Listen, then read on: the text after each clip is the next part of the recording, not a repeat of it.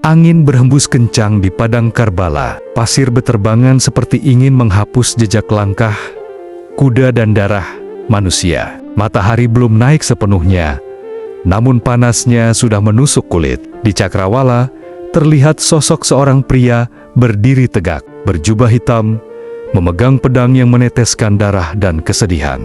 Dialah Husain bin Ali, cucu kesayangan Rasulullah. Di hadapannya terbentang ribuan pasukan musuh. Di belakangnya hanya tinggal beberapa orang anak-anak, wanita, dan tubuh-tubuh para syuhada yang sudah tergeletak tak bernyawa.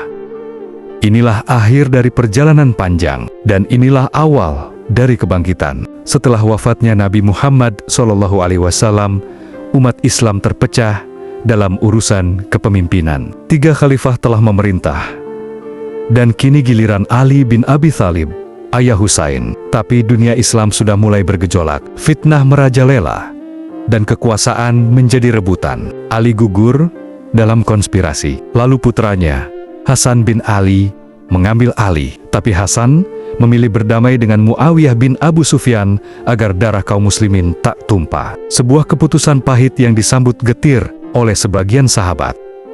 Dalam perjanjian itu, Muawiyah berjanji tak akan menunjuk penerus.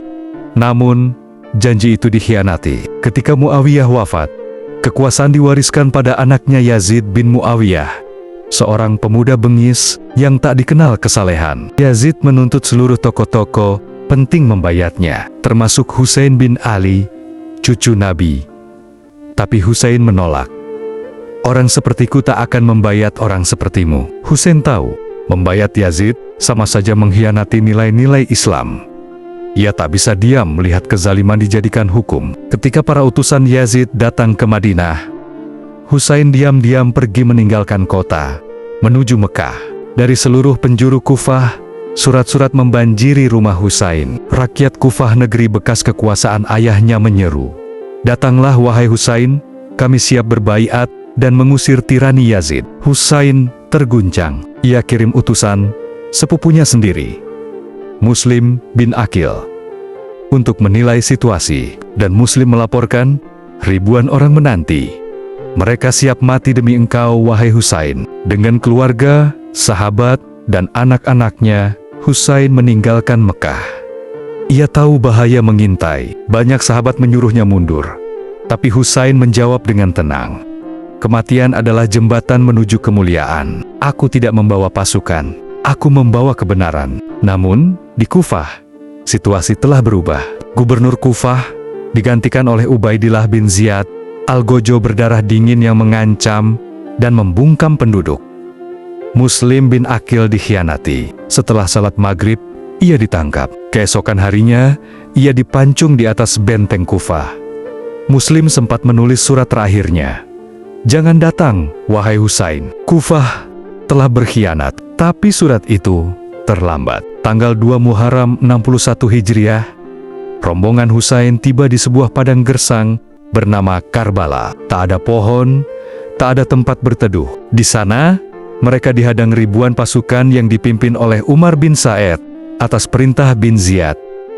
Jumlah pasukan Husain hanya 72 orang, sementara lawan lebih dari 30.000 pasukan bersenjata lengkap. Perbandingan yang tak masuk akal. Mereka dikepung, akses air diputus. Anak-anak mulai menangis kehausan, tapi tak ada yang menyerah. "Jika kalian tidak akan memberi air pada kami, beri pada bayi ini," seru Husain, mengangkat Ali Asgar, bayinya yang baru berusia 6 bulan.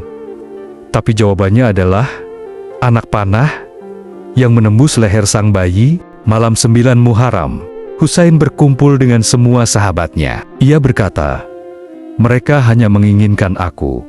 Kalian bebas pergi. Malam ini adalah perlindungan kalian." Tapi tak seorang pun pergi. Salah satu sahabat menjawab, "Andai aku dibunuh lalu dibakar dan dihidupkan kembali 1000 kali, aku tetap akan bersamamu, wahai putra Rasulullah." Malam itu, padang Karbala bersinar dengan cahaya zikir, sholat, dan tangis. Malaikat turun, langit muram, dan bumi bersiap menyaksikan tragedi besar. Tanggal 10 Muharram, hari Asyura, matahari belum tinggi ketika peperangan dimulai. Satu persatu sahabat Husain maju dan gugur dengan gagah.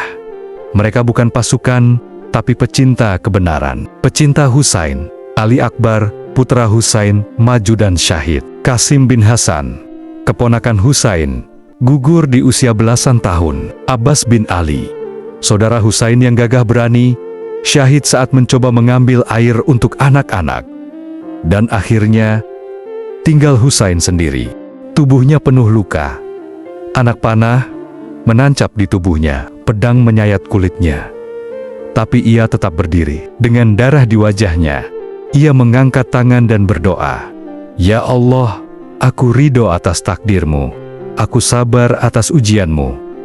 Terimalah pengorbananku ini." Ia jatuh, dan seorang prajurit memenggal kepalanya. Kepala cucu Nabi dipisahkan dari tubuhnya. Setelah pembantaian, pasukan Yazid membakar kemah-kemah. Anak-anak dan wanita berlarian. Zainab binti Ali, adik Husain, berdiri melindungi para anak.